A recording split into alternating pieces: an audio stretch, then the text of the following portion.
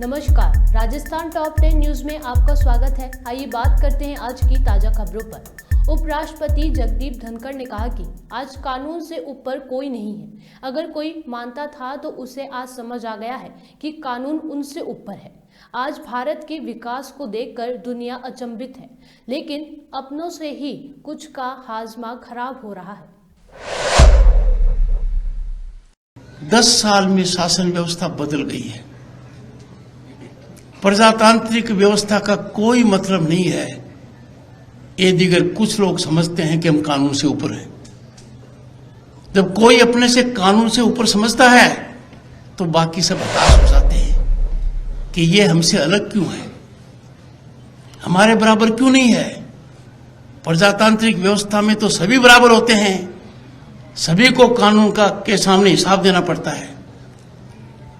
पर भारत के प्रधानमंत्री नरेंद्र मोदी ने मजबूती से ये ठान ली कि प्रजातांत्रिक मूल्यों का इस देश के अंदर राज रहेगा और आज के दिन कोई भी कानून से ऊपर नहीं है।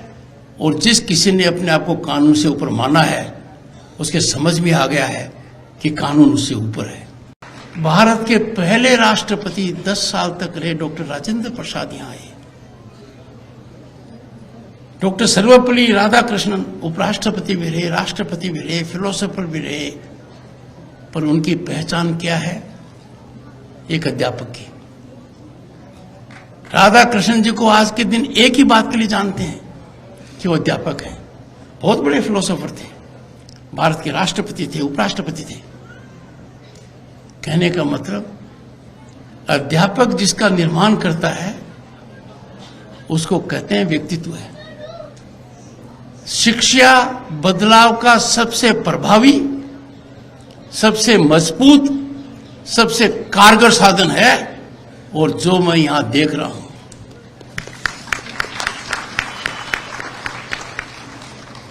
प्रधानमंत्री नरेंद्र मोदी जी ने ठान ली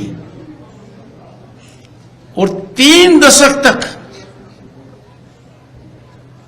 महिलाओं को लोकसभा और विधानसभा में आरक्षण नहीं मिला, पर मोदी जी ने कहा कि यह तो मुमकिन होना ही चाहिए।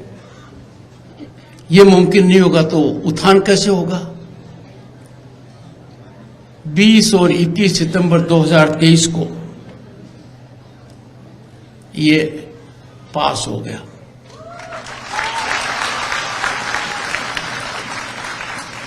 अब आने वाले चुनाव में लोकसभा में 1/3 महिला होंगी, कम से कम, ज्यादा होने की संभावना है, और विधानसभा में भी होंगी। मैंने सोचा जगदीप धनखड़ वनस्थली में पढ़ी सुदेश का पति है, तुझे भी इसमें कुछ करिश्मा करना चाहिए। तो 21 सितंबर को जब राज्यसभा में यह बिल आया, मैंने 17 महिलाओं को मेरी कुर्सी पर बैठाया। 17 महिलाओं को, सब हतप्रभ रह गए। उनमें कौन? पीटी उषा जी, जया बच्चन जी, नॉर्थ ईस्ट से कोयनाक जी, झारखंड से महुआ माझी जी। और जो टेबल पर बैठते हैं, मैंने कहा उस दिन टेबल पर सिर्फ राज्यसभा में काम करने वाली लड़कियां बैठेंगी, वो बैठी।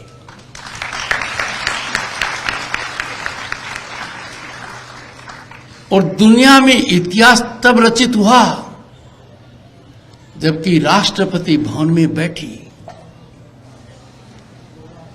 श्रीमती द्रौपदी मुर्मू जनजाति समुदाय से आती हैं। उनके दस्तखत से एक क्रांति आ गई और एक कानून बन गया। राजस्थान की सियासत में पर्ची शब्द की गूंज सुनाई दे रही है।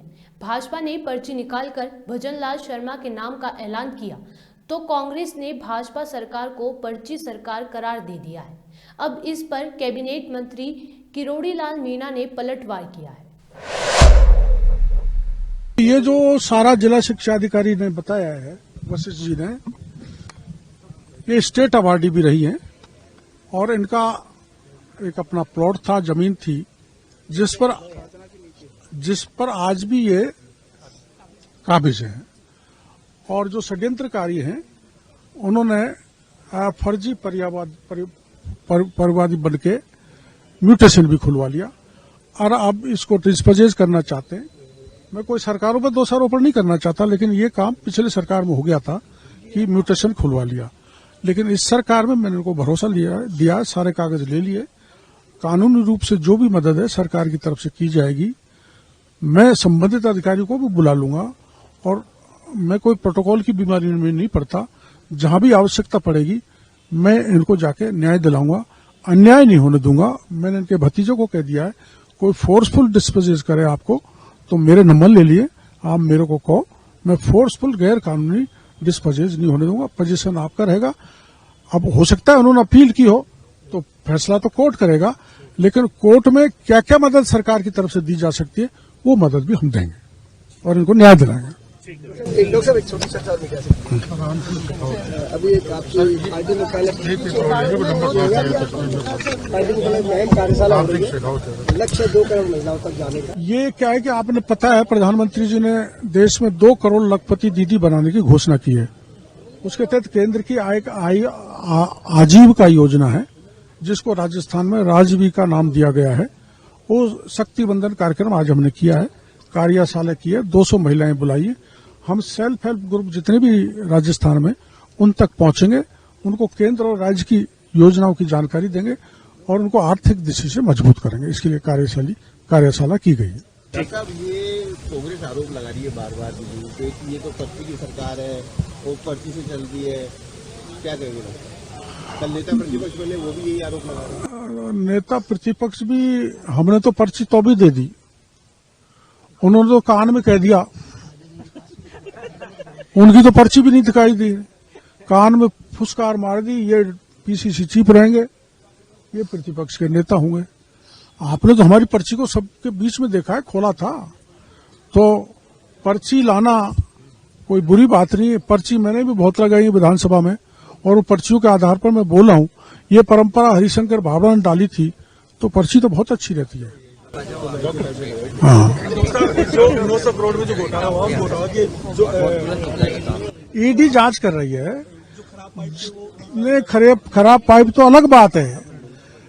गणपति ट्यूबवेल और शाम ट्यूबवेल कंपनी नाम की जो फर्में थी, उन्होंने एरकॉन इंटरनेशनल कंपनी के लेटर पैड पर अपना अनुभव दे दिया, वेरीफाई करके दे दिया, टर्नओवर भी दे दिया, वो झूठा एफिडेविट के साथ दिया।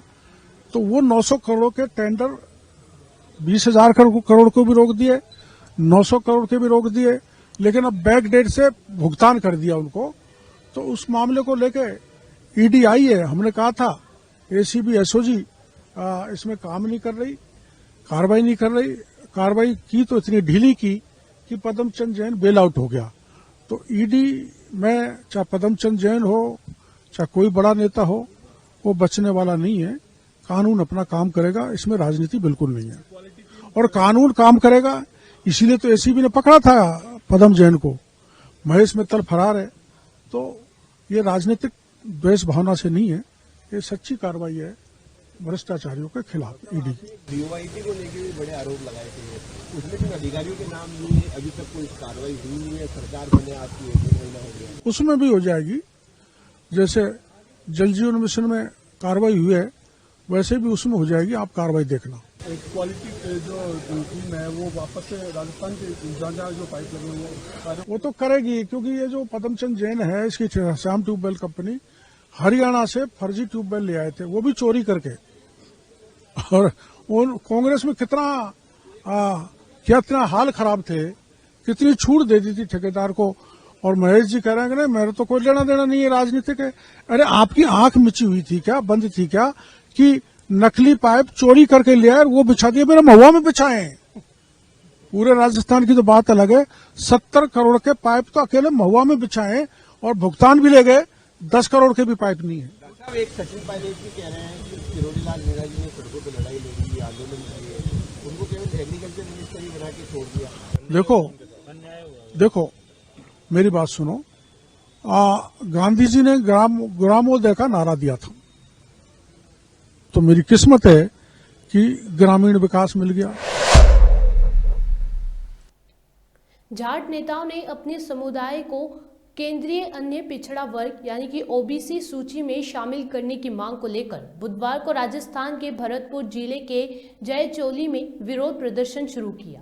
केंद्रीय ओबीसी सूची में शामिल होने से केंद्रीय नौकरियों और केंद्र द्वारा संचालित शैक्षणिक संस्थानों में जाट समुदाय के लिए आरक्षण का मार्ग प्रशस्त होगा।